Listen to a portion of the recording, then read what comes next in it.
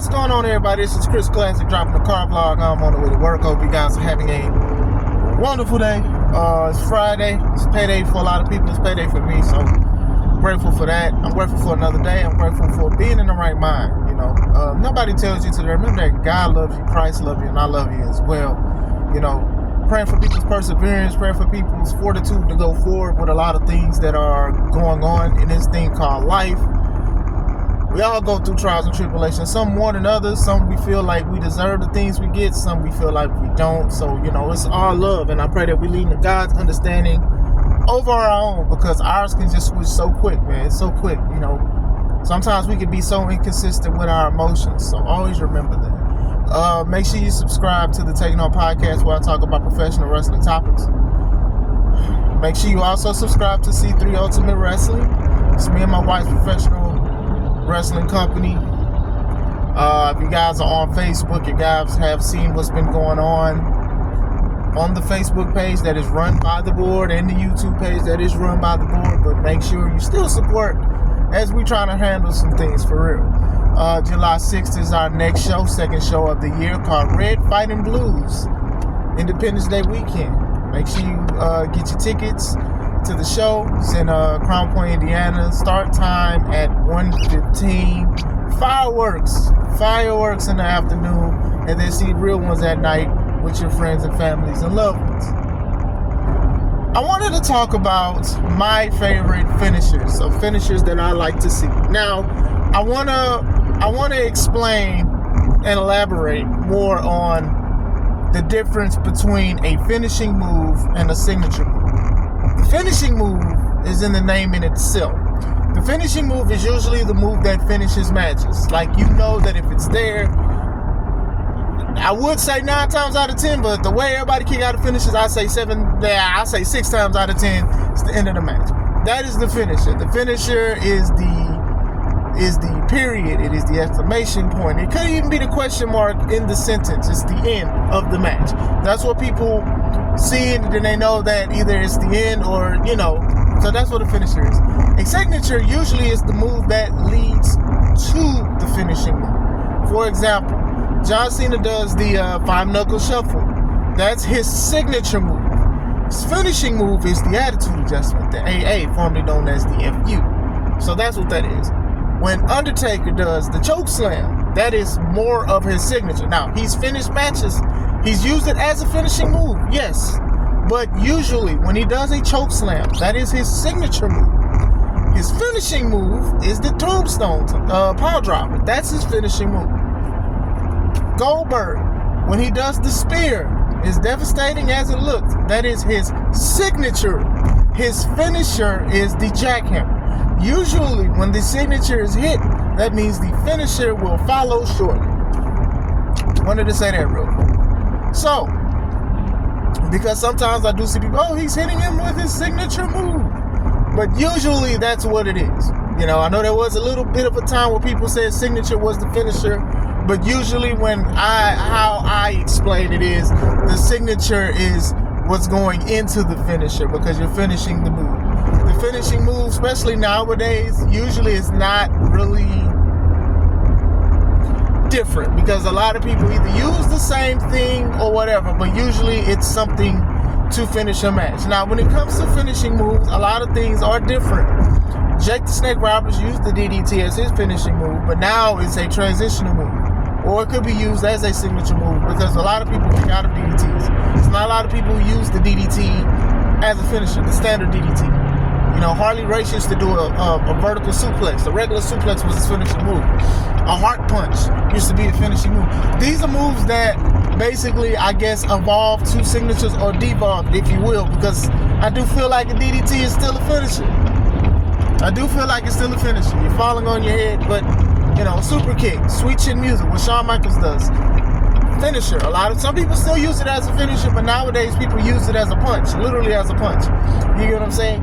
But I wanted to speak on some of my favorite ones. Now, to me, a finishing move is it's the end of the match, and the best ones are usually moves that you can do to everybody. When I was trained, that was like the main thing that people said, like, you should do your move on the majority or all people. So, one of my favorite moves, this isn't in order, one of my favorite finishing moves is the F5. I thought that Brock Lesnar did great with that. I'd never seen nothing like that before. And if you could do a finishing move that I've never seen before, and it actually looks devastating, I like that. It's just simple. It's just a cyclone, sort of like a DDT, but more of a face plant. Like, if it could have turned into a DDT, that would have looked nice too.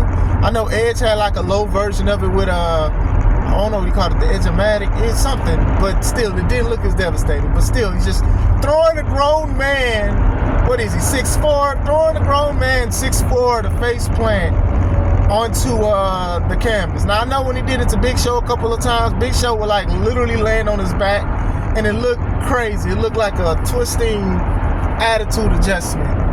Sometimes he would get Big Show right, but sometimes Big Show would just plop, and it looked funny. But still, the F5 is a move that he has done to almost all of his opponents. I think he's done it to everybody. He's picked up guys 400, 500 pounds. He has no problem picking people up doing it. He's very capable of doing the F5 on anybody. And I've always liked the F5 because I've never seen a move like that before. I've never seen that. Now, him being a bigger guy, I've seen guys do similar moves or something like that. Brian Cage, being of a bigger guy, he does an F5. Wardlow, when Brock wasn't wrestling at the time, Wardlow was doing something called an F10. The F10 looked ridiculous to me because all he did was just spin around and then he spun the person around. You know, like when somebody said they do a 360 dunk, oh, well, I'm a trumpet with a 720. It didn't look that good to me personally, but it is what it is. He called it the F10. Going into it, I always thought the F5 was pretty good. That was one of the most protected moves when Brock was wrestling. There's not a lot of guys that kicked out of it. Like, it was to the point that when he'd hit it one time and people be like, oh, well, that's not the end of the match. And then it was the end of the match. I remember when he went against Samoa Joe at Great Balls of Fire, which was a good match. I felt that it should have been longer, but he hit him one time with it. And I was like, oh, well, Joe's going to kick out, and Joe did not. You know? John Cena's been put down by one F5 before, so I do like that. Another one is the Stone Cold Stunner. The Stone Cold Stunner is like one of the greatest finishes of all times. It goes into, this move can be done to anybody. Anybody could get the move because it doesn't require jumping up and down. It doesn't require picking somebody up. It's just a kick and a stunner. 4/4 or 3/4 face lock. 3/4 face lock, this one's called.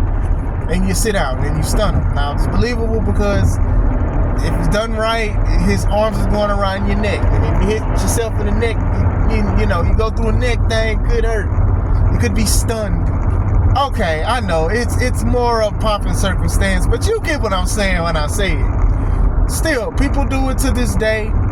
Kevin Owens does it as a finisher.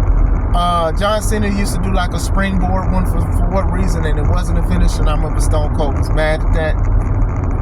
It is what it is. A lot of people use it. It's just a form of a cutter, just sitting out. You guys know how I feel about cutters. Some people don't use it to finish matches. Some people use it as a comedy spot where everybody puts each other in a headlock, and then somehow the referee gets put in a headlock, and then they all do a whole stunner spot. I don't like that spot, but still, stunner is just one of those moves. It's just like you're glad to see it. Stunners are so, Stone Cold Stunners, if you will, they're so popular that if you book Stone Cold for a show, he charges per stunner, like, bruh. And I believe it's in the 1,000 range. The man charges per stunners. So think about it. You're paying him, you're paying his flight to get there, you're paying for his hotel, paying for his food, and then you gotta pay him to do a Stone Cold Stunner. And people pay this man to hit a Stone Cold Stunner. I'm telling you, man. Hey, man. Hey, he charged, people charge by the hour, he charged by the stunner. So I'm just saying that. So Stone Cold Stunner is one of mine. You guys know that Goldberg's jackhammer. That is one of my favorite moves. I've never seen it before when I saw it, but it was a lady in Japan. Forgive me, I forgot her name, and I gave her credit because I had to reiterate that she was basically the originator of it. I don't have footage of her doing it, but still, the jackhammer was, you know, basically a stalling suplex into a power slam. Goldberg just like Stone Cold with the stunner, he would do it on everybody. Like when you look at his stuff in WCW, how he would hold the Giant, who was the Big Show, how he would hold him up for a little bit before he does it. And sometimes he would do it a quick way. He just pick him up and do it. But it was impressive to see because not a lot of people was picking up the Giant like that.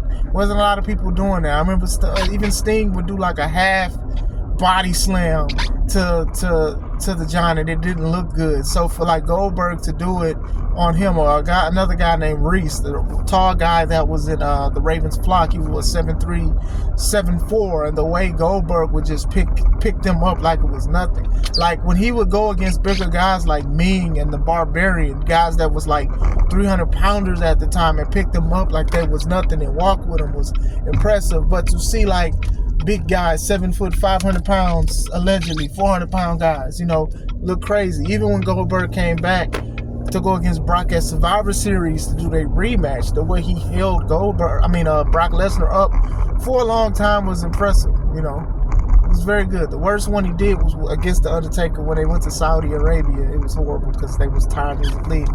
But still, I thought the jackhammer was like one of the most devastating moves at the time, and I still like it. I know some people use it as a signature. It should be a finisher for sure, but the jackhammer definitely is one of those ones that is up there with me. You guys know that my finishing move, the Alpha Driver, is basically a play off of the jackhammer, which mine is basically turned from a samurai driver to a pinning position. Some people do similar moves, but mine I think is a little bit better because nobody has done it like me before. So if I do watch AEW or WWE or anything else MLW and I do see somebody, I'm going to be upset. I'm going to be like, hey, that's mine. That's mine. I've crafted that. But still, it's wrestling.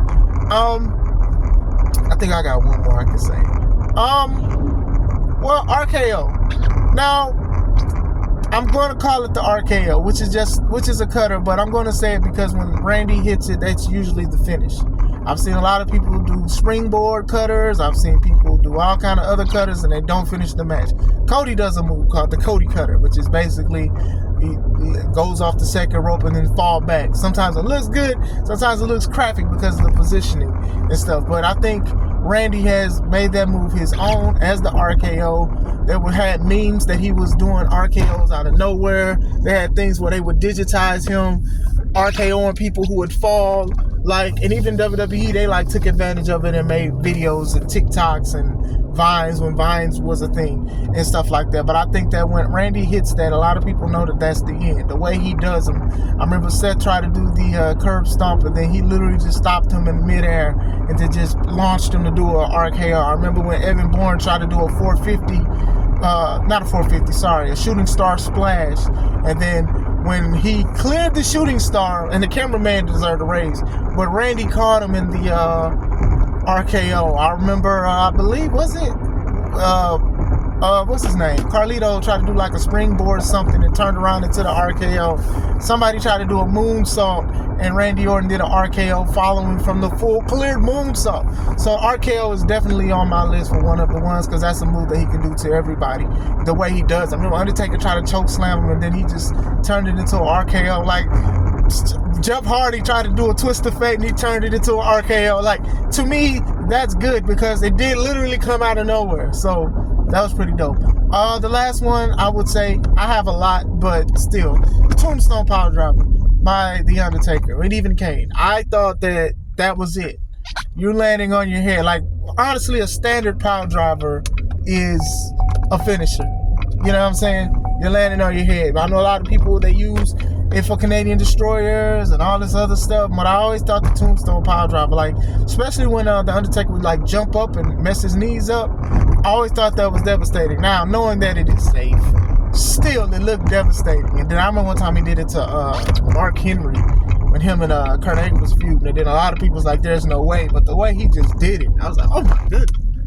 He had, it's not a lot of people at one point that did kick out of it. And then, the older he got and then the more wrestling evolved, that's when people would kick out of it more or whatever like that. But I do think the Tombstone Pile Driver was definitely one of those ones, especially like the aesthetic of it. He would drop you on your head, then put your arms crossed like you was, how they used to do people back in the day, and then do the pin, and then eyes roll back, and then his tongue stick out.